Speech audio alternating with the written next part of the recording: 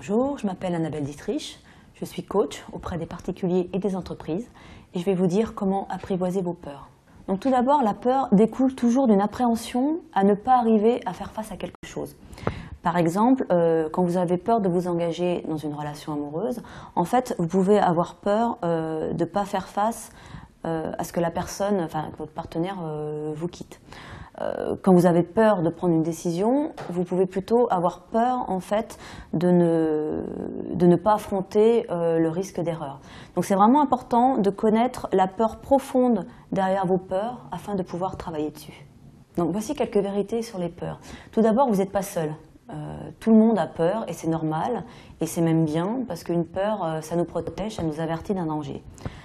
Pour diminuer vos peurs, ce qu'il faut faire en fait, c'est passer à l'action. Parce qu'il n'y a rien de pire que de rester là à avoir peur, dans la culpabilité de ne pas agir. En fait, si vous agissez, vous vous rendrez compte que vous y arrivez et du coup, vous augmentez votre confiance en vous. Pour ce faire, vous devez déterminer clairement ce que vous voulez dans la vie et agir dans cette voie.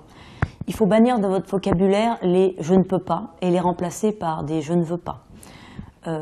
Également, déterminer les alibis qui vous empêchent d'avancer. Demandez-vous quels avantages j'en tire, quelles images ça me permet d'obtenir. Donc, pensez à ces alibis pour vous en affranchir. Également, ayez toujours les différentes solutions qui s'offrent à vous dans la journée. Par exemple, si vous êtes confronté à un problème dans la journée, prenez le temps de vous asseoir, d'écrire sur un cahier toutes les solutions qui s'offrent à vous. Après, fermez les yeux, pensez à ces différentes solutions et vous verrez qu'il y a une solution qui vous rend heureux alors que les autres solutions vous stressent ou vous attristent. Donc c'est vraiment important de prendre le temps de réfléchir et d'avoir un regard neuf en fait, et objectif sur ce qui vous arrive. Donc pour ça, il faut prendre le temps. Essayez également de déterminer les bons côtés de ce qui vous arrive. Par exemple, quand vous avez un choix difficile à faire, par exemple un divorce, dites-vous que vous aurez quand même des effets positifs, comme être plus libre, avoir plus de temps, éventuellement vous faire de nouveaux amis. Évitez également de rendre le monde extérieur responsable de vos problèmes. Hein, il n'y a que vous pour exercer un contrôle sur vos pensées ou sur vos actes. Donc évitez de vous mettre dans un rôle de victime.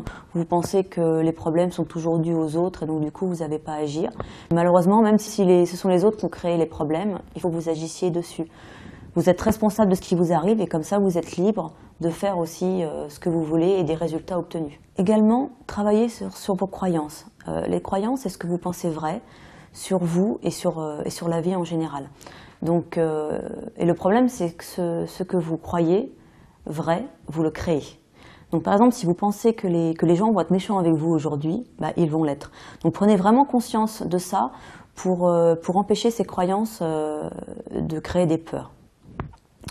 Également, les peurs sont souvent à la base de la temporisation, qui est aussi appelée procrastination, c'est-à-dire le fait de toujours remettre au lendemain ce qu'on peut faire le jour même. Donc voici un exercice que vous pouvez faire pour la procrastination. Vous vous imaginez dans 10 ans exactement comme vous voulez être, vous visualisez bien cette situation. Donc vous fermez les yeux, je suis en 2021, j'habite à tel endroit, je fais tel job, je suis mariée avec telle personne, j'ai tel loisir, voici la réalisation dont je suis le plus fière, j'ai tel bien, etc. Et donc observez vraiment les changements qui se sont opérés en vous et demandez-vous maintenant qu'est-ce que je peux faire pour m'approcher de cet objectif, par quoi je vais commencer, comment, quand est-ce que je vais le faire, est-ce que je vais demander de l'aide à quelqu'un, ça c'est vraiment important. Un deuxième exercice possible sur la procrastination, c'est de vous dire, imaginez-vous, vous disposez de tout le temps que vous avez besoin, vous n'avez vraiment rien à faire. Un second exercice possible pour la procrastination, vous vous imaginez, vous disposez de tout le temps voulu, vous n'avez vraiment rien à faire. Qu'est-ce que vous allez faire en premier? Qu'est-ce que vous allez faire en deuxième? Qu'est-ce que vous allez faire en troisième? Et voyez ce que vous ressentez, toutes les émotions positives du fait d'avoir fait ce que vous aviez à faire. Alors vous pouvez également utiliser l'EFT. L'EFT, c'est l'Emotional Freedom Techniques. En fait, c'est de l'acupression. C'est un peu comme l'acupuncture, sauf qu'on remplace les aiguilles par les doigts. Et donc, on tapote doucement sur les méridiens. et ça permet de libérer certaines émotions et surtout de diminuer le stress. Voilà, maintenant que vous savez comment apprivoiser vos peurs, qu'attendez-vous pour foncer ?